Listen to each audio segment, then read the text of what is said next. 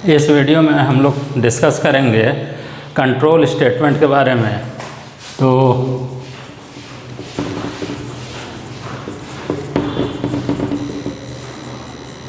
Control statement, जैसे कि नाम से पता चल रहा है कि स्टेटमेंट को कंट्रोल करेगा, कब कौन सा स्टेटमेंट को एग्जीक्यूट करना है, कब किस कंट्रोल को एग्जिट करना है, स्किप करना है, ये सब कंट्रोल करेगा। स्टेटमेंट जैसा कि पहले हम लोग डिस्कस कर चुके हैं कि it is a instruction given to the computer. Computer को इंस्ट्रक्शन देता है कि स्पेसिफिक टास्क परफॉर्म करने के लिए। अब कंट्रोल स्टेटमेंट को कैटेगराइज किया गया है। पहला sequence control statement. Second category में आता है decision control statement.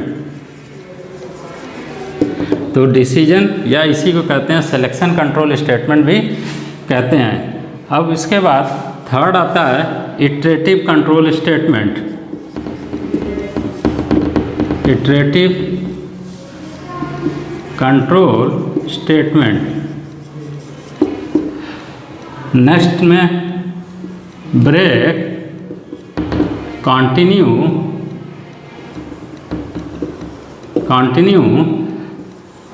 Go to, ये सब आता है।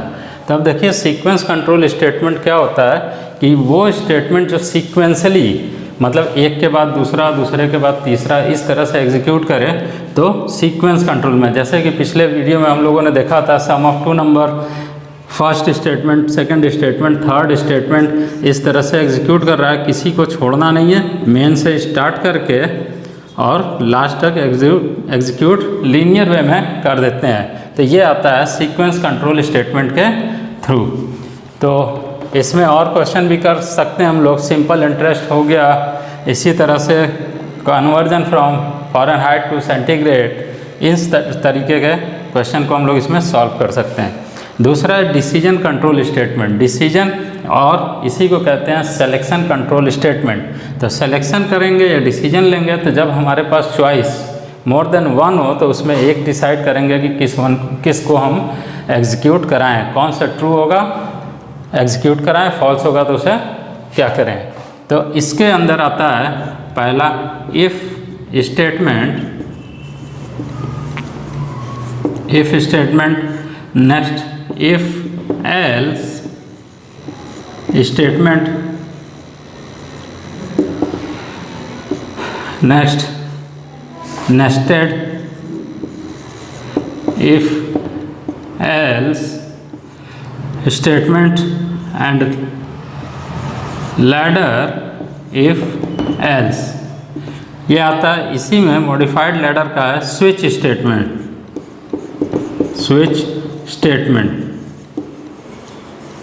तो ये सब डिसीजन में है कि अगर हम लोग के पास एक ही कंडीशन को चेक करना हो तो इफ़ लगा देते हैं, इफ़ एल्स है, फिर nested if else, ladder if else, switch statement, इसके बारे में हम लोग आगे चल के पढ़ेंगे। अगला है iterative control statement. Iterative control statement का मतलब होता है कि इटरेट करेगा, जब किसी भी टास्क को बार बार रिपीट करता है कंडीशन के अकॉर्डिंग, तो उसको हम लोग कहेंगे इटरेटिव कंट्रोल स्टेटमेंट। ऐसे स्टेटमेंट्स को इसमें आता है पहला वाइल स्टेटमेंट, फिर डू वाइल, देन फॉर, ये सब लूप। इटरेटिव स्टेटमेंट या इसी को कहते हैं loop, while loop, do while और फॉर लूप। और इसमें हम लोग क्या करते हैं, ब्रेक, कंटिन्यू, गो टू, तो हम लोग कंडीशन के अकॉर्डिंग किस स्टेटमेंट को कहाँ से ब्रेक करना है, कहाँ से कंटिन्यू करना है और कहाँ पर उसको ट्रांसफ़र करना है कंट्रोल को। तो इस तरह से ये कंट्रोल स्टेटमेंट का चार्ट है। सीक्वेंस, डिसीजन और selection, iterative means looping, break, continue, इन सभी को वन बाय वन हम लोग डिस्कस कर लेते हैं। तो सबसे पहले हम लोग चलते हैं सीक्वेंस कंट्रोल स्टेटमेंट। जैसे सिंपल इंटरेस्ट हो गया, sum of two number, area of rectangle, इस तरह से हम लोग जो पिछले क्लास में एक कर लेते हैं हम लोग सीक्वेंस कंट्रोल स्टेटमेंट के बारे में। तो सीक्वेंस कंट्रोल स्टेटमेंट के कैटेगरी में आता है, जैसे हम लोग निकालेंगे एरिया ऑफ रेक्टेंगल। तो एरिया ऑफ रेक्टेंगल के लिए ये जानते हैं कि फॉर्मूला क्या होता है, A = L × B। मेन तो यही है। अब L और B की वैल्यू हमें मिल जाए, फिर हम कैलकुलेट करके इसे प्रिंट कर दें। तो किसी भी प्रोग्राम को स्टार्ट कहाँ से करते हैं, वर्ड मेन। अब A = L × B, L और B की वैल्यू रीड कर लेंगे। अब रीड करेंगे तो इसी के ऊपर स्कैन से scan F %D %D %L %B, दो वैल्यू रीड कर लिया। अब रीड करेंगे L और B की वैल्यू A में स्टोर होगा तो इसे डिक्लेयर करेंगे, suppose int L B A, सारे वेरिएबल डिक्लेयर करेंगे। कीबोर्ड से डेटा दे दिया, स्टोर कर दिया, फिर प्रिंट F %D A को प्रिंट कर दिया। ये complete print F scan F लगाया हुआ है, तो इसलिए हमारा header file hash include stdio.h लगा देंगे। अगर इसी में हम लोग get ch या स्क्रीन क्लियर लगा दें, CLR SCR अगर इस्तेमाल करते हैं हम लोग, तो हेडर फाइल यहाँ पे हैश इंक्लूड conio.h का इस्तेमाल कर देंगे। get ch भी आउटपुट स्क्रीन देखने के लिए। इस तरह से हम लोग, अब इसी को ट्रेस अगर करना है तो प्रोग्राम यहाँ से स्टार्ट हुआ, यहाँ LBA इस तरह से जनरेट हो गया। यहाँ आएगा तो आउटपुट स्क्रीन क्लियर कर देगा। फिर इस जगह आता है तो कीबोर्ड से इंटीजर वैल्यू L में, इंटीजर वैल्यू B में, मान लीजिए 3 2 चला गया। फिर यहाँ आया LB मीन्स ये × 2 3 6, इसके अंदर स्टोर होगा। फिर यहाँ आएंगे तो मॉनिटर के आउटपुट पे 6 हमारा आंसर आ जाएगा। इस तरह से प्रोग्राम कंप्लीट। तो ये सीक्वेंस कंट्रोल स्टेटमेंट में आता है। हम लोग देख सकते हैं कि किसी भी जगह पे हम लोग कोई कंडीशन को नहीं दिए हैं, सिर्फ सीक्वेंस वे में वन आफ्टर अनदर इसको एग्जीक्यूट करता चला जा रहा है। इससे रिलेटेड और सारे क्वेश्चंस आप लोग कर सकते हैं। जैसे हो गया पहला सिंपल इंटरेस्ट। सेकंड क्वेश्चन आप लोग कर सकते हैं टेम्परेचर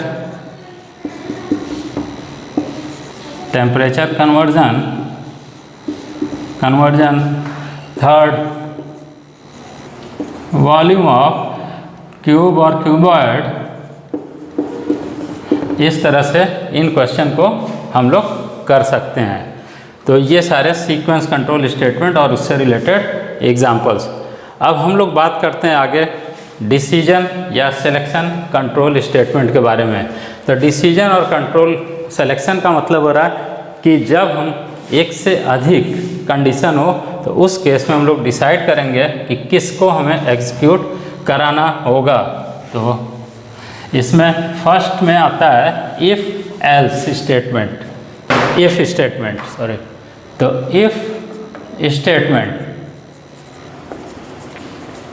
तो ये है इफ़ स्टेटमेंट। तो इफ़ स्टेटमेंट में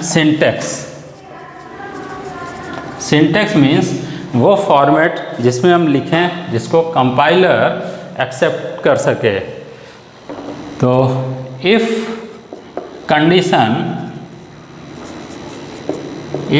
कंडीशन अगर ये कंडीशन ट्रू होगा तो यहाँ पर स्टेटमेंट एग्जीक्यूट होगा। अब ये ध्यान रखिएगा कि सिंटैक्स के ही अकॉर्डिंग आप लॉजिक लिखेंगे। तो जैसे इफ़ कंडीशन अगर ट्रू होगा तो यहाँ पर देखिए कि सेमीकोलन हम लोगों ने नहीं लगाया, क्योंकि इसी के ऊपर कंडीशन के ऊपर डिपेंड कर रहा है कि ये स्टेटमेंट एग्जीक्यूट करेगा या नहीं करेगा। तो अब देखिए यहाँ नहीं लगेगा और स्टेटमेंट में सेमीकोलन लगेगा। तो अगर ये कंडीशन ट्रू है तो ये स्टेटमेंट एग्जीक्यूट होगा। For example suppose if n कोई भी नंबर ले रहा है, n > 0, तो आउटपुट क्या आना चाहिए, print number is positive number is positive. तो इस तरह से कि अगर ये कंडीशन ट्रू हुआ तो नंबर इज़ पॉजिटिव, मीन्स 0 से ग्रेटर होगा, पॉजिटिव, बाकी रीड कर लेंगे। अब इसी को देखते हुए प्रोग्राम इसका अगर हम लोग लिखें तो प्रोग्रामिंग वर्ड मेन, यहाँ से फिर इस जगह देखिए कंडीशन सबसे पहले लिख लें, if n greater than 0, if number is n greater than 0 तो यहाँ पे प्रिंट करा सकते हैं, print number is positive, number is positive. इस तरह से तो यहाँ पर देखिए सिंपल स्टेटमेंट है, सिंगल लाइन स्टेटमेंट है, इसलिए करली ब्रेसेस लगाइए या न लगाइए। अब देखिए n क्या है, n की वैल्यू हमें रीड करनी होगी कहाँ पर, जो लॉजिक है, जो कंडीशन है उसके ऊपर। It means scan F percent sign D %n की वैल्यू रीड करेंगे। अब रीड करेंगे तो यहाँ से मैसेज भी लिख सकते हैं, print F enter the number, इस तरह से दे सकते हैं मैसेज। और n की वैल्यू जो रीड करेगा तो कहाँ स्टोर करेगा, इंट n में स्टोर कर देगा। तो ऐसे हम लोग का ये प्रोग्राम। अब प्रिंट एफ का इस्तेमाल स्कैन एफ, तो header file has include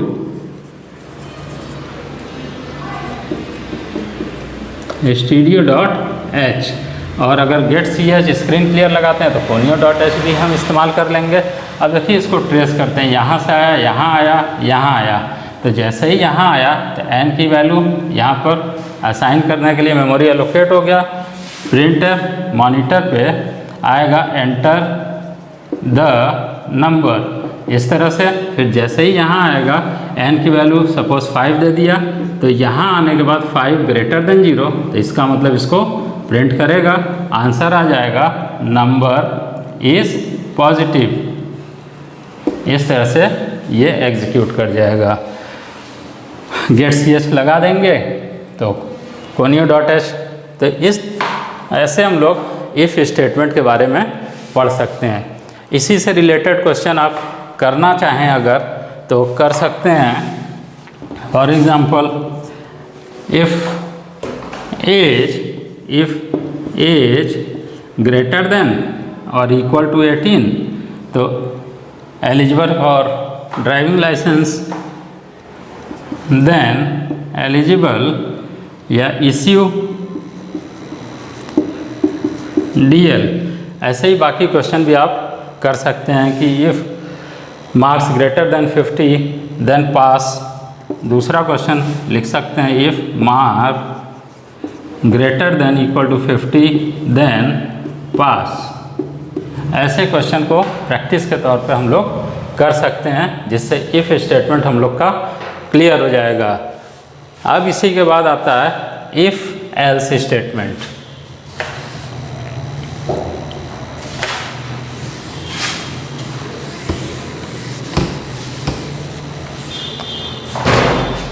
if else statement, तो इफ़ एल्स स्टेटमेंट का सिंटैक्स मीन्स जो भी हम लॉजिक कंडीशन लिखेंगे वो उस सिंटैक्स के अकॉर्डिंग ही लिखेंगे। तो इसमें देखिए इफ़ कंडीशन,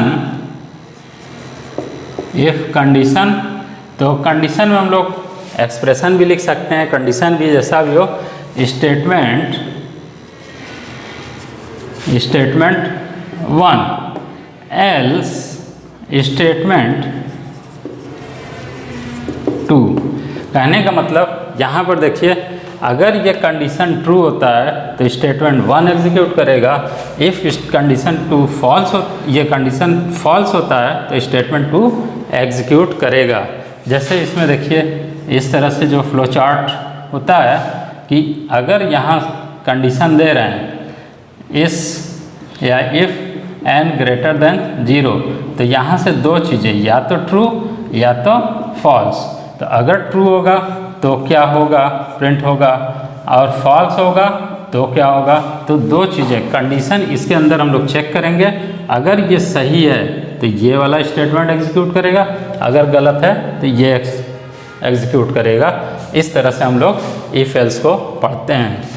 अब इसी में जो सिंटैक्स है, अगर स्टेटमेंट एक से अधिक है इस कंडीशन के ऊपर डिपेंड करता हो तो यहाँ पे हम कर्ली ब्रेसेस लगा देंगे, यहाँ भी लगा सकते हैं। फिलहाल हम लोग के पास एक ही स्टेटमेंट है इसलिए ज़रूरी नहीं है कि लगाएं। अब इसी का एग्जाम्पल देख लीजिए। Example, if n greater than 0 तो प्रिंट हो जाएगा print F number is positive. और अब यहाँ पर अगर ये n ग्रेटर देन नहीं है तो क्या हो जाएगा, एल्स में चला जाएगा, print F number is negative, ये मैसेज डिस्प्ले कर जाएगा।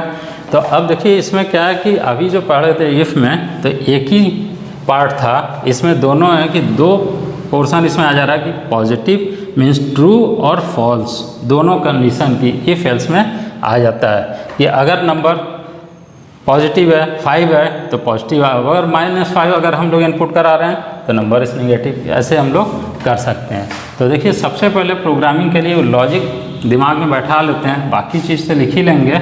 जैसे इफ़ n ग्रेटर देन 0 तो output print F number is positive, number is positive, else print F number is negative. ऐसे अब देखिए यही मेन लॉजिक है।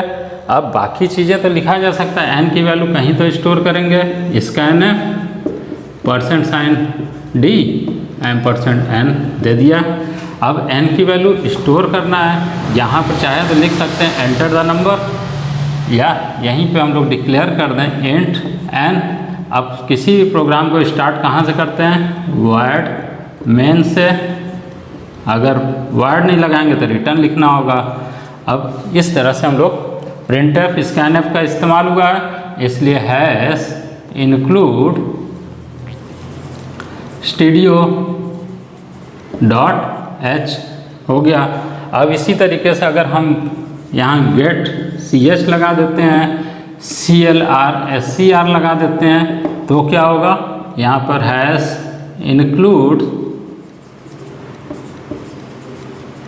कोनियो .h का इस्तेमाल कर देंगे। तो अब देखिए इस प्रोग्राम में कहाँ से हम लोग शुरू करके इसे कंप्लीट कर दिए। मेन लॉजिक यही आपका 2 लाइन 3 लाइन का होता है जिसको हमें सबसे पहले दिमाग में रखना होता है।